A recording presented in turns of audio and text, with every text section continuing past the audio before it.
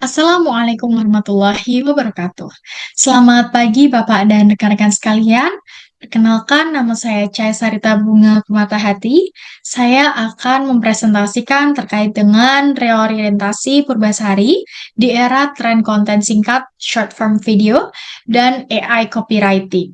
Baik, mari kita lihat situasi hari ini, di mana media sosial sudah berubah total. Konten video pendek seperti TikTok dan Reels kini menjadi tontonan utama konsumen. Ditambah lagi kehadiran AI yang mempermudah pembuatan konten dalam skala besar. Situasi ini menuntut brand untuk tidak hanya sekedar punya akun media sosial, tetapi juga harus benar-benar adaptif. Masalahnya, banyak brand lokal yang mengalami dua hambatan besar. Yang pertama, mereka bingung menyelaraskan strategi digitalnya dengan selera anak muda zaman sekarang. Yang kedua, mereka kesulitan juga dalam menjaga konsistensi pesan produk di tengah gempuran tren konten yang berubah sangat cepat. Baik, sekarang mari kita bedah objek analisis kita, yaitu Purbasari. Purbasari adalah brand skincare dan kosmetik lokal yang sangat legendaris dengan brand awareness yang kuat, terutama untuk produk lulur dan perawatan tradisionalnya. Secara operasional, Purbasari sebenarnya sudah aktif di Instagram, TikTok, dan e-commerce, namun performanya dinilai belum maksimal. Tantangan terbesarnya adalah persepsi publik, di mana Purbasari masih sering dianggap sebagai brand generasi terdahulu atau kosmetik ibu-ibu. Akibatnya, mereka kesulitan merangkul pasar potensial yang baru seperti Gen Z dan milenial. Disinilah reorientasi strategi sangat dibutuhkan. Nah, untuk melihat di mana masalahnya, kami melakukan audit pada alur perjalanan konsumen atau marketing funnel untuk brand Purbasari. Nah, hasilnya ini cukup mengejutkan ya, di mana pada tahap awareness, posisi mereka itu sangat kuat karena produk warisannya dikenal luas, tapi kontennya dinilai kurang dinamis oleh anak muda. Kemudian pada tahap consideration, mulai melambat. Audiens malas menonton video edukasi yang panjang, sehingga mereka kesulitan untuk menemukan solusi produk yang relevan untuk kulit mereka. Kemudian pada tahap conversion, nah pada tahap ini terjadilah titik kebocoran tertinggi. Toko resmi mereka di e-commerce sebenarnya itu sudah siap dan beroperasi penuh. Namun konten organik di media sosial mereka itu gagal membuat penonton langsung klik dan membeli.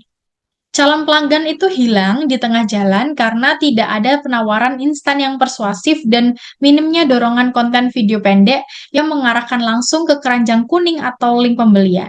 Konsumen tahu itu brandnya, tapi tidak punya alasan kuat untuk beli sekarang juga.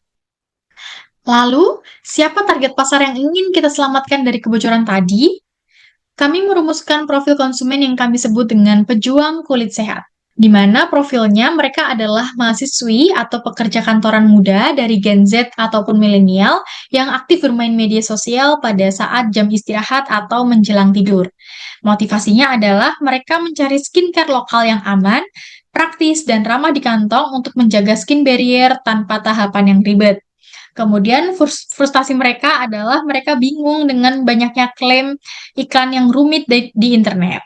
Sering terpapar informasi yang salah dan mereka merasa skincare yang berkualitas itu skincare yang mahal. Kemudian untuk konsumsi media, mereka sangat bergantung pada ulasan video pendek di TikTok dan Reels.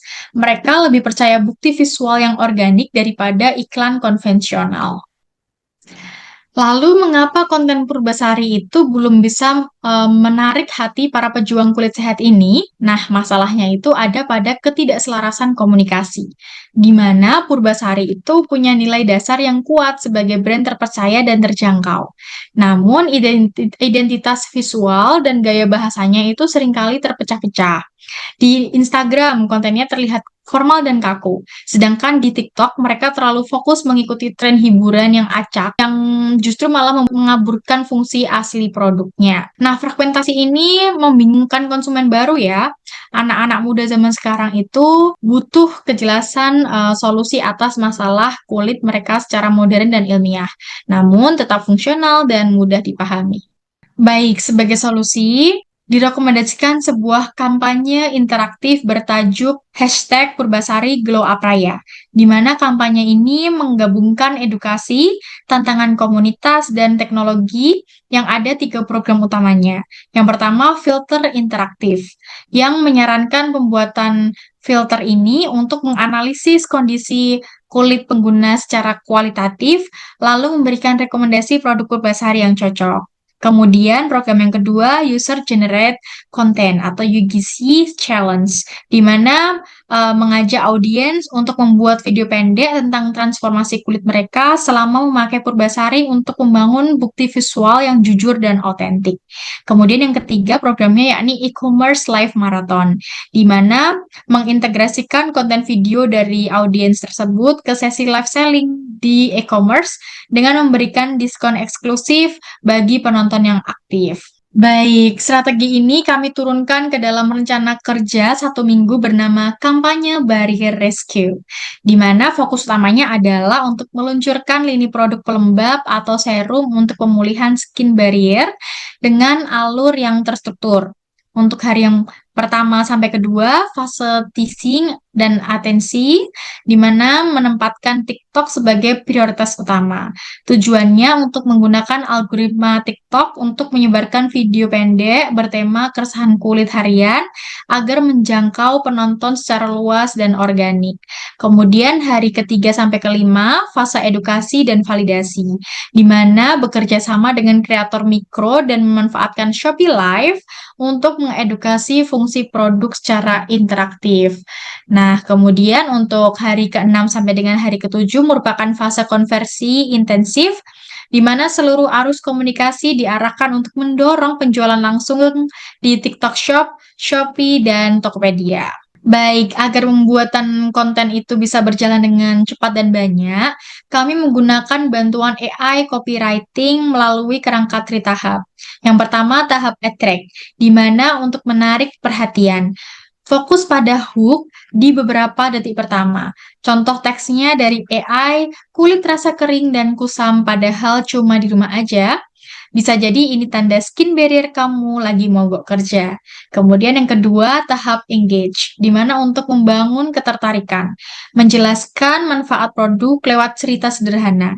Contohnya, teks AI-nya nggak perlu tahapan ribet, kombinasi kandungan esensial ini bisa menenangkan kulit sensitif kamu dalam waktu singkat. Kemudian tahap yang ketiga, tahap delayed, di mana untuk menjaga loyalitas. Fokusnya untuk memberikan apresiasi. Contohnya, terima kasih sudah mempercayakan kulit kamu bersama dengan kami. Bagikan cerita glow up kamu dan dapatkan kejutan spesial. Nah, terakhir, bagaimana kita mengontrol keberhasilan strategi ini?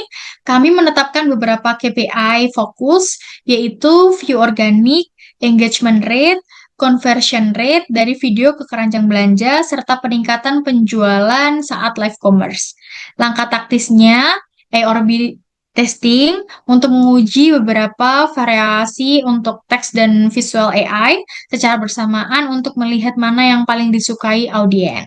Kemudian tracking, memasang link pelacak UTM, dan kode promo khusus kampanye agar datanya bisa tercatat dengan akurat. Kemudian iterasi mingguan di mana tim akan mengevaluasi data interaksi setiap minggu. Jika ada konten yang performanya kurang, maka tim akan segera memperbaikinya di minggu berikutnya. Berikut daftar pustaka yang saya gunakan. Nah, kesimpulannya, dengan memprioritaskan video pendek yang dipandu oleh efisiensi AI copywriting, Purbasari tidak hanya bisa menutup kebocoran penjualan di e-commerce, tetapi juga berhasil meremajakan citra brandnya agar tetap relevan di mata generasi muda, generasi Z, dan milenial. Demikian presentasi dari saya. Terima kasih atas perhatiannya. Mohon maaf apabila ada kesalahan dalam bertutur kata. Sekian, wassalamualaikum warahmatullahi wabarakatuh. Selamat pagi Bapak dan rekan-rekan sekalian. Dan sampai jumpa di lain kesempatan.